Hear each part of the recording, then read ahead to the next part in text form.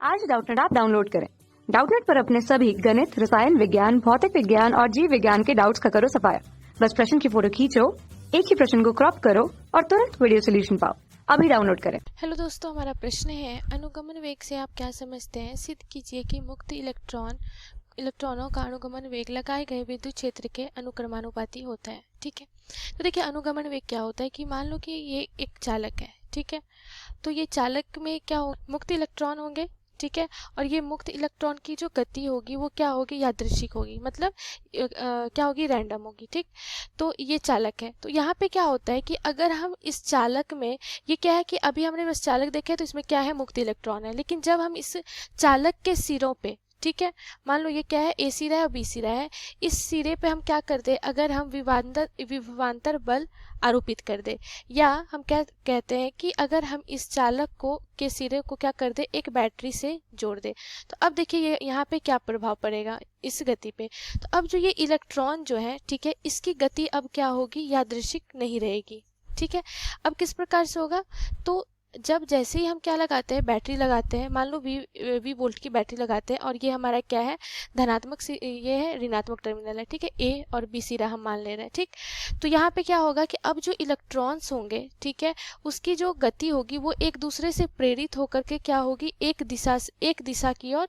ये होगी, मतलब एक निश्चित दिशा में अब क्या होगी, इसकी गति होगी। ठीक है, और ये गति जो होगी वो क्या होगी, निम्न सिरा से उच्च सिरा की ओर इलेक्ट्रॉनों की गति वो भी क्या होगी, एक निश्चित दिशा में होगी। ठीक है, तो ये जो वेग होता है, ठीक है, एक निश्चित दिशा में जो निम्न सिरा से उच्च सिरा की उच्च निम्न सिरा से उच्च सिरा की ओर जो ये इलेक्ट्रॉनों का एक निश्चित दिशा में जो वेग होता है, यही क्या कहलाता है, अनुगमन वेग कहलाता है। ठीक है, अब यहाँ पे क्या होगा कि विद्युत क्षेत्र, जब हम बैटरी लगा रहे थे, यहाँ पे क्या होगा, विद्युत क्षेत्र भी उत्पन्न होगा। ठीक है, और चूंकि हम जानते हैं कि जैसे ही हमने यहाँ पे बैटरी लगाया है तो यहाँ पे धारा का प्रवाह होगा, और धारा का प्रवाह क्या होगा, इलेक्ट्रॉन के प्रवाह के दिशा के उल्टे दिशा में। ठीक है, मतलब आई का प्रवाह कुछ इधर से होगा। ठीक है, उच्च विभवांतर सिरे से निम्न विभवांतर सिरे की ओर। ठीक है, तो ये हुआ अनुगमन वेग। अब हमें बताना है कि जो अनुगमन वेग होता है वो विद्युत क्षेत्र के अनुक्रमानुपाती होता है। ठीक है, तो आइए इसे सिद्ध करते हैं। तो देखिए क्या होता है कि जैसे ही यहाँ पे इलेक्ट्रॉन जो होता है उनका क्या होता है कि एक श्रांति काल होता है, कि एक श्रांति काल में क्या होता है कि उन दोनों के बीच में टक्कर होते रहता है, जिससे क्या होता है कि ऊर्जा की हानि होती है। ठीक है, तो अगर यहाँ पे जो विद्युत क्षेत्र अगर यहाँ पे लग रहा है, ठीक है, विद्युत क्षेत्र अगर लग रहा है, तो इसका मतलब क्या है कि जो इलेक्ट्रॉन पे क्या होगा कि एक बल लगेगा। ठीक है, विद्युत क्षेत्र के कारण, तो वह बल का मान हम लिख सकते हैं। तो यहाँ से हम लिख सकते हैं कि ई वेक्टर से लगने वाला जो बल होगा, ई वेक्टर बराबर हम क्या लिख सकते हैं, m/q इंटू ए वेक्टर, क्योंकि यहाँ पे जैसे ही बल लग रहा है तो ये इलेक्ट्रॉन में क्या होगा, ये इलेक्ट्रॉन जो होगी वो क्या होगी, त्वरित होगी। ठीक है, तो जो बल बराबर क्या होता है, द्रव्यमान गुणे त्वरण होता है। ठीक है, तो यहाँ से हम लिख सकते हैं बल किसके कारण लग रहा है, विद्युत क्षेत्र के कारण। ठीक है, और यहाँ पे Q जो है ये आवेश है किसका, इलेक्ट्रॉन का, और m क्या है, ये द्रव्यमान है इलेक्ट्रॉन का। ठीक है, तो यहाँ से F = m में यहाँ से हम लिख सकते हैं E वेक्टर बराबर क्या हो जाएगा, m/q इंटू ए के बराबर, ये समीकरण 1 मान ले रहे हैं। ठीक है, अब अगर हम मान ले कि टाउ जो है, टाउ क्या है, मान लो कि ये क्या है, श्रांति काल है।